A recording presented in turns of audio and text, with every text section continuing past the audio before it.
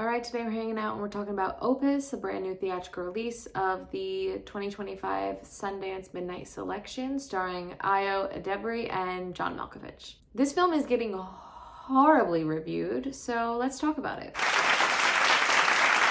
This film is written and directed by Mark Anthony Green, and I am unaware of any other of his work, so this is all that I know of him. So Opus is about a writer named Ariel, played by Ayo, who travels to the compound of a pop icon who disappeared years ago. Surrounded by his cult of sycophants as well as a group of fellow journalists, she soon discovers his twisted plans for the gathering. When I saw the trailer, I was hyped for it. I'm not gonna lie. I mean, it had actors that I like. Ayo, John Malkovich, Juliette Lewis is in it. I'm always here for a good cult movie. I was like, sign me up. This film is about the cult of celebrity and creativity, and I think that concept is definitely worth exploring. And, you know, it was just like really cool to see John Malkovich doing this 90s style pop star thing. I'm thinking of the scene where he's in this like hard shell gold shirt, like just absurd. John Malkovich in the way we all love to see John Malkovich. It was also great to see Ayo in another role. We all love her from The Bear, as we should. So I was excited to see her in my favorite genre, horror. But I will say, I felt this film was quite undercooked. I felt like it was bookended with scenes that definitely connected to each other, but the entire center and meat of the film kind of felt like it was totally separate. Now, that could have been intentional. That also could just have been my interpretation. And I could be wrong, but I just felt like I was floating in outer space, and like not in the fun way, for most of the film while I'm like sitting in the recliner at the AMC watching, waiting and hoping to bring me back down and connect to this movie, but I just couldn't. I kept wanting more of this like connective tissue, which really didn't come to the end. And when it did come, it came in a very overly expository wrap-up kind of way. Another thing that felt undercooked were the actual death scenes. So again, could be my mistake, but watching the trailer, getting the vibe of the film, I was expecting some ritualistic cult-like deaths. And I think it is poison to go into a film and expect to feel the way another film made you feel.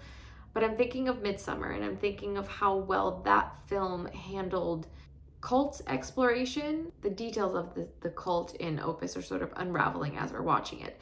So again, it wasn't like Midsommar, but I just couldn't help feeling like I was craving a little bit more Midsommar-esque-ness in it. I was expecting some freaky, cool, ritualistic stuff. And one death definitely had some ritualistic ideation attached to it, but it happened off camera, and then every other subsequent death sort of kind of came out of nowhere and felt very disconnected from the way that we were set up to believe the deaths will be occurring. And like, hey, maybe, you know, this film wasn't trying to be so in your face with the cult stuff, and that's totally fair, that's totally valid.